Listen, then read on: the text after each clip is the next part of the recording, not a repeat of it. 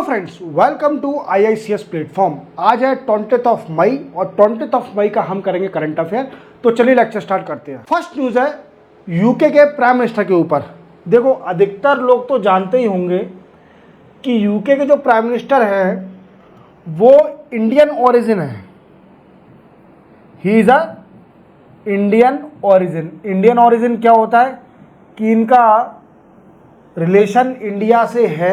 Okay, तो ये PM है, पर इन्होंने ये काम किया है वो इंडिया के अगेंस्ट ही किया है। इन्होंने क्या किया है कि रिस्ट्रिक्शन लगा दिया है, restriction on post study visa. अब पोस्ट स्टडी वीज़ा होता क्या है? तो देखो मेरे दोस्तों, पोस्ट स्टडी वीज़ा में क्या होता है, जैसे कि कोई भी यूके में स्टडी कर रहा है, किसी भी यूनिवर्सिटी में ग्रेजुएशन कर रहा है। क्या कर रहा है? ग्रेजुएशन। अगर उसके पास वीज़ा है, कौन सा? पोस्ट स्टडी वीज़ा है, तो वो ग्रेजुएशन के बाद 2 ईयर तक, 2 साल तक वो वहाँ जॉब कर सकता है और रह सकता है, या कुछ और भी एक्टिविटी कर सकता है 2 साल तक after completing the graduation of that particular student in UK. अब सर ने, ऋषि सुनक जी ने क्या किया कि रिस्ट्रिक्शन लगा दिया पोस्ट स्टडी वीज़ा पे। अब क्या है, यूके के जो स्टूडेंट, इंडियन स्टूडेंट है, वो सिर्फ ग्रेजुएशन करने के बाद उनका वीज़ा फिनिश हो जाएगा और उनको इंडिया वापस आना पड़ेगा। तो इस बात का अपोजिशन है, और जो कुछ कैबिनेट में इनके मिनिस्टर हैं वो भी इनका प्रोटेस्ट कर रहे हैं, मतलब अपोजिशन में है, मीन्स अपोजिट बोल रहे हैं कि यार ये गलत है, ऐसा नहीं होना चाहिए। एक्चुअली क्या है कि इससे रिलेशन क्या है कि यूके का लॉस होगा, क्योंकि आप जानते हो कि माइंड का जिसको बोलते हैं माइंड का यूज़ करना, इंडियन में ज़्यादा माइंड होता है। और मैं इंडियन की बात नहीं कर रहा, ये सभी इंक्लूडेड है, पर इंडियन की बात इसलिए हो रही है क्योंकि वहाँ पर इंडियन लोग ज़्यादा है स्टूडेंट। तो यही कारण है कि पोस्ट स्टडी वीज़ा पर रिस्ट्रिक्शन लगा दिया है। और आपको पता ही है पोस्ट स्टडी वीज़ा, मैंने आपको बताया क्या होता है कि कोई भी स्टूडेंट जो कि ग्रेजुएट कर रहा है यूके में, वो उसके ग्रेजुएशन के बाद 2 साल तक रह सकता है काम के लिए यूएस में, और रिस्ट्रिक्शन लग गया है तो उससे कई सारा इफेक्ट हुआ। चलते हैं नेक्स्ट न्यूज़ पर। नेक्स्ट न्यूज़ है हमारी ग्रीन प्रोजेक्ट। देखो, ग्रीनिंग प्रोजेक्ट क्या होता है कि देखो ये सर क्या कर रहे हैं, इसको इंग्लिश में बोलते हैं अफॉरेस्टेशन। अफॉरेस्टेशन एक होता है डिफॉरेस्टेशन, एक होता है अफॉरेस्टेशन, अपोजिट। डिफॉरेस्टेशन में जब अपन पेड़ की कटाई करते हैं, और अफॉरेस्टेशन में जब अपन प्लांटेशन करते हैं, पेड़ लगाते हैं, और दैट इज कॉल्ड अफॉरेस्टेशन। तो सरकार ने एक स्कीम निकाली थी 13 अक्टूबर 2023 को, जिसका नाम था ग्रीन क्रेडिट प्रोग्राम। इस ग्रीन क्रेडिट प्रोग्राम में क्या था कि जो पीएसयू हैं, एनजीओ हैं, और प्राइवेट ऑर्गेनाइजेशन या कंपनी, वो क्या कर सकती है, वो ग्रीन प्रोजेक्ट में इन्वेस्ट कर सकती है। ग्रीन प्रोजेक्ट में इन्वेस्ट कर सकती है, ग्रीन प्रोजेक्ट में इन्वेस्ट कर सकती है। उससे उसको मिलेगा ग्रीन क्रेडिट। क्या मिलेगा? ग्रीन क्रेडिट मिलेगा अगर वो ग्रीन प्रोजेक्ट में इन्वेस्ट करती है। ग्रीन प्रोजेक्ट कौन से? तो देखो, अफॉरेस्टेशन, वाटर कंजर्वेशन,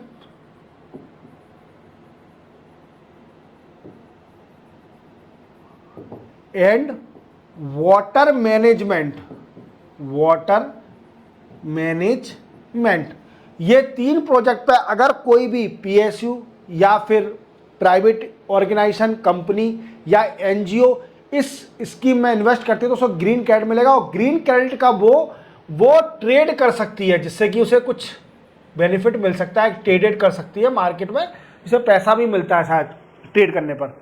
अब क्या है, न्यूज़ में क्या है कि गवर्नमेंट ने 12 प्रोजेक्ट, 12 प्रोजेक्ट अप्रूव कर दिए ग्रीन क्रेडिट प्रोग्राम में, ग्रीन प्रोजेक्ट में, किसमें, ग्रीनिंग प्रोजेक्ट में 12 प्रोजेक्ट। अब देखो आपको ये समझने की जरूरत है कि पीएसयू का काम क्या होगा इसके अंदर। तो अपन समझते हैं पीएसयू का काम क्या होगा इसके अंदर।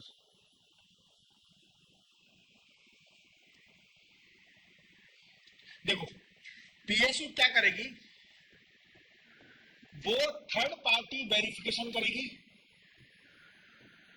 Third party verification for this project and administration of this project. और मैं आपको बताना चाहूंगा एक और ऑर्गेनाइजेशन है जिसका नाम है Indian council of forest research and education, जो कि देहरादून में है। ये पेरेंट ऑर्गेनाइजेशन है इस प्रोजेक्ट की, क्योंकि इसको हायर अथॉरिटी दी है। ये क्या करेगी, इसको शॉर्ट में ही बोलते हैं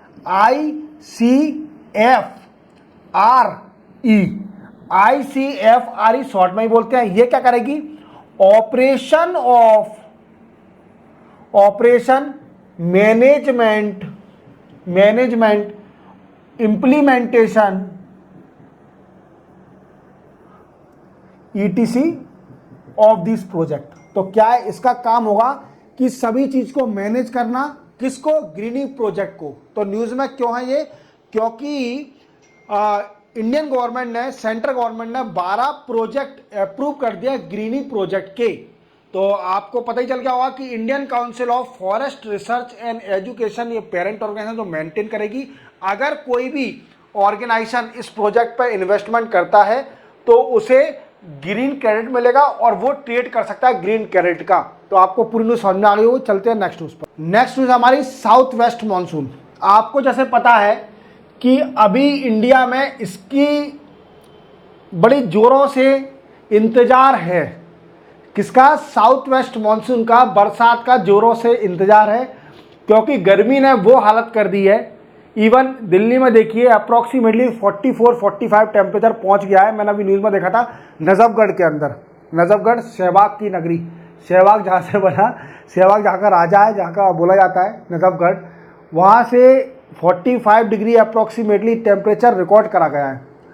वो छोड़िए, तो साउथ वेस्ट मानसून का बड़े ज़ोरों से इंतजार है। मैंने जैसे प्रीवियस लेक्चर में बताया था कि 31 मई को ये साउथ वेस्ट मानसून केरला को हिट कर देगा और इस साल मॉनसून भी ज़्यादा आना है। 106% प्रिडिक्शन है according to Indian meteorological department.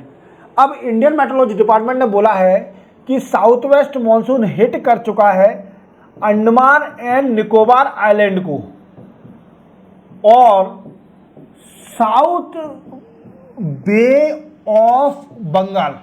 Bay of Bengal देखो, अंडमान निकोबार कितना सुंदर है, का मालदीव्स, का मॉरिशस, हमारा देश सबसे महान। जाओ अंडमान निकोबार, भूल जाओ मॉरिशस और मालदीव्स को। चलो हाँ, south west bay of Bengal में आ गया है। इंडियन मेट्रोलॉजिकल डिपार्टमेंट ने एक येलो अलर्ट भी दिया है, येलो अलर्ट कि बच के रहें, बारिश आ गई है अंडमान निकोबार में, साउथ वेस्ट मानसून आ चुका है, तो आप बच के रहें क्योंकि केरला में 31 मई को आ ही जाएगा। चलते हैं नेक्स्ट न्यूज पर। नेक्स्ट न्यूज है हमारी फॉरेन पोर्टफोलियो इन्वेस्टर। अब जो होता क्या है, FPI, ये होता क्या है, देखो FPI आपको बता दूं कि आपने देखा होगा कि जो हमारा शेयर मार्केट है, अधिकतर लोग तो शेयर मार्केट में डीमेट अकाउंट बना के और शेयर मार्केट में इन्वेस्ट भी कर रहे हैं। और अभी शेयर मार्केट अच्छा नहीं चल रहा है, लॉस में चल रहा है अपना, क्योंकि फॉरेन पोर्टफोलियो इन्वेस्टर क्या होते हैं, जो विदेशी, जो फॉरेनर होते हैं इन्वेस्टर, फॉरेनर इन्वेस्टर जो हमारी इंडिया के डोमिसाइल नहीं है, मतलब इंडियन डोमेस्टिक के नहीं है, वो बाहर के, जो कि इंडियन कंपनी में इन्वेस्ट करते हैं, शेयर खरीदते हैं, that is called a foreign portfolio investor. तो वो आपको पता है कि फॉरेन करेंसी मिलती है उससे। फॉरेन पोर्टफोलियो इन्वेस्टर अगर इन्वेस्ट करता है इंडियन कंपनी के ऊपर, शेयर खरीदता है, इक्विटी खरीदता है, तो हमें फॉरेन करेंसी मिलती है। देन आफ्टर वो क्या है, एक आपको पता हो कि एफपीआई एक शॉर्ट टर्म फॉरेन वो है, शॉर्ट टर्म इन्वेस्टमेंट है। क्या है? Short term investment. अब इसमें होता क्या है, क्यों न्यूज में? क्योंकि अभी राइट नाउ एफपीआई उड़ गया है भारत से। कितना उड़ गया है? तो याद रखना 28,242 करोड़। देख रहे हो आप कितना फॉरेन पोर्टफोलियो इन्वेस्टर जा चुका है इंडिया से। और अगर इसको देखा जाए तो 3.3 billion dollar foreign portfolio investor उड़ गया है अपने इंडिया से, इक्विटी बेच दिया और पैसा निकाल लिया इंडिया की गवर्नमेंट से और इंडिया मतलब शेयर मार्केट से। और इनने रीजन क्या दिया है कि जनरल इलेक्शन जो इंडिया में चल रहे हैं उसकी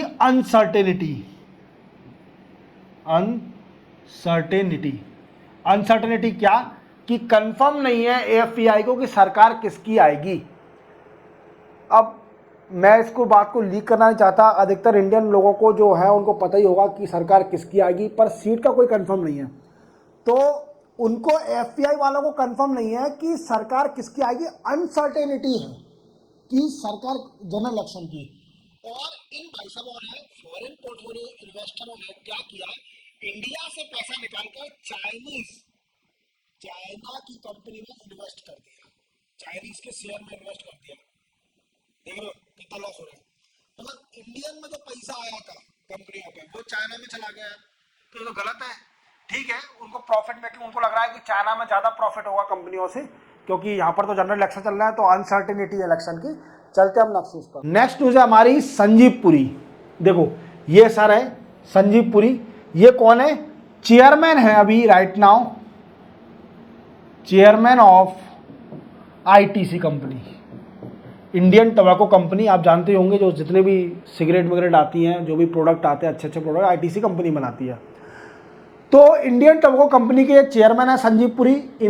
इनको अभी प्रेसिडेंट अपॉइंट किया है, प्रेसिडेंट अपॉइंट इन कॉन्फेडरेशन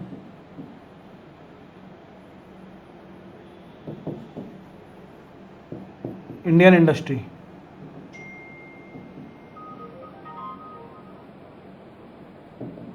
CII में तो प्रेसिडेंट अपॉइंट हुए हैं CII के अंदर। तो आप इस न्यूज़ को याद रखना, संजीव पुरी इनका नाम है। चलते हैं नेक्स्ट न्यूज़ पर। नेक्स्ट न्यूज़ है हमारी इसराइल के ऊपर। देखो इसराइल के ऊपर क्या न्यूज़ आई है। अभी आप देख रहे हो इसराइल की बहुत भयंकर लड़ाई चल रही है इसराइल में। तो इसराइल की न्यूज़ ये नहीं है कि लड़ाई चल रही है, पर इंडिया के ऊपर है।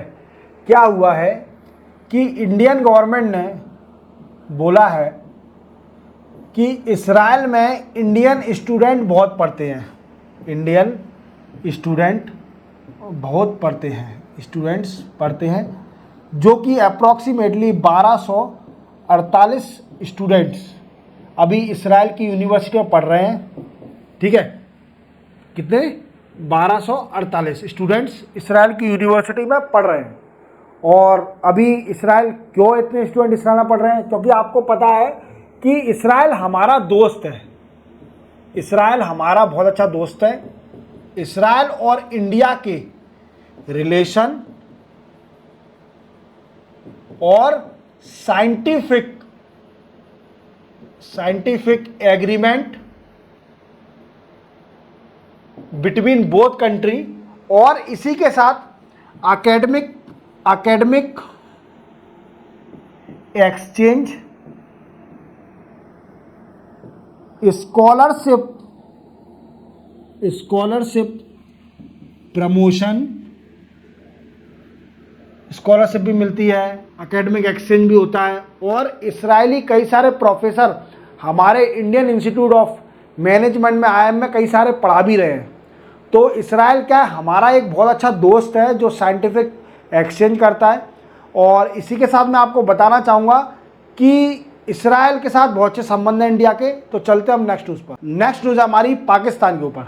देखो पाकिस्तान फॉरेन मिनिस्टर हैं जिनका नाम है ईशाक दर। कैसा नाम है? ईशाक दर। इन्होंने प्रेस कॉन्फ्रेंस में इनसे एक सवाल पूछा गया था कि आप इंडिया के साथ ट्रेड रिलेशन को क्यों नहीं बढ़ा रहे हो, ऐसा क्या रीज़न है? तो इन भाई साहब ने एक रीज़न दिया, वो बात सही है ऑलरेडी। देखो क्यों अपन झूठ बोले, इंडिया ने ऐसा किया है। पाकिस्तान ने बोला है कि पाकिस्तान जब इंडियन इंपोर्ट करती है या फिर पाकिस्तान एक्सपोर्ट करती है तो इंडियन गवर्नमेंट 200% कस्टम ड्यूटी लगा रही है, टैरिफ लगा रही है 200% सिंस 2019 से। इसलिए पाकिस्तान और इंडिया के रिलेशन बिगड़े हुए हैं। 2019 से इंडिया 200% टैरिफ ड्यूटी लगा रही है और import and export of Pakistani goods. और इसी के साथ बताना चाहूँगा कि पुलवामा अटैक हुआ था 2019 से, तभी से इंडिया ने एक्शन लेना स्टार्ट कर दिया है। इंडिया ने बोला कि ऐसे कंट्री के साथ हम रिलेशन नहीं रख सकते, हमें कोई कमी थोड़ी एक्सपोर्ट करने की और इंपोर्ट करने की। कई सारी different country have a lot of opportunity to make a relation और bilateral relation with a different country in this world. There is no lack of country in this world for a Indian government because India is the largest economy, as you know that's a 5th largest economy है India की। और इसी के साथ मैं आपको बताना चाहूँगा कि पुलवामा अटैक हुआ था 2019 में, तब से ही इंडिया ने एक्शन लेना स्टार्ट कर दिया कि 200% ड्यूटी टैरिफ लगेगा पाकिस्तान एक्सपोर्ट और इंपोर्ट पर। देन आफ्टर, और दूसरी बात पाकिस्तान ने यह भी बोला है, अब देखो इसमें वो ईशाक दर ये तो नहीं बोल सकता कि इंडिया का एक्शन क्या है, वो तो अपनी कंट्री का फेवर करेगा। तो उन्होंने बोला है कि इंडिया ने 370 आर्टिकल को हटाकर जो एक्शन लिया है वो गलत लिया है, इसलिए हम उनके साथ रिलेशन नहीं रखना चाहते। ये बात बोल रहे हैं। क्या है? Kashmir is a integral part of India यार, you forget that particular statement. हमारे भारत के संविधान में लिखा हुआ है कि आप कश्मीर को अपना समझते हैं। इतने साल तो हो गए, अब ठीक है यार। और 370 के कारण हम इंडिया के साथ रिलेशन नहीं रखना चाहते, जो कि 370 उन्होंने एब्रोगेट किया था। इस चक्कर में हम इंडिया के साथ रिलेशन नहीं रखना चाहते। ठीक है यार, मत रखो यार, हम भी कौन सा रखना चाहते हैं तुमसे, और तुमसे कोई बेनिफिट नहीं है, तुम्हारी हालत ही खराब है। चलो हम चलते हैं नेक्स्ट न्यूज़ पर। नेक्स्ट न्यूज़ है हमारी AK-203 राइफल। देखो कितनी प्यारी राइफल है AK-203 राइफल। आपने AK-47 तो सुनी होगा, ये तो सब मुँह है सबके, मतलब जवान पे ये नाम AK-47 तो है ही। एक है AK-203, ये रशियन गवर्नमेंट ने बनाई है, रशियन गवर्नमेंट की राइफल है और इंडिया ने इंपोर्ट करा है इसको 27,000 AK-203 राइफल इंपोर्ट करी है इंडिया ने, अभी और इंपोर्ट करेगी। तो AK-203 राइफल अभी तक इंडिया 27,000 इंपोर्ट कर चुकी है और रशिया के साथ एग्रीमेंट है कि शायद एक टेक्नोलॉजी इंडिया को भी दी जाएगी टू डेवलप द AK-203 इन उत्तर प्रदेश। ठीक है, तो यही था आज की न्यूज़ 20 मई। कल मिलेंगे 21 मई को। इसी के साथ मैं आपसे अलविदा बोलता हूँ। जय हिंद।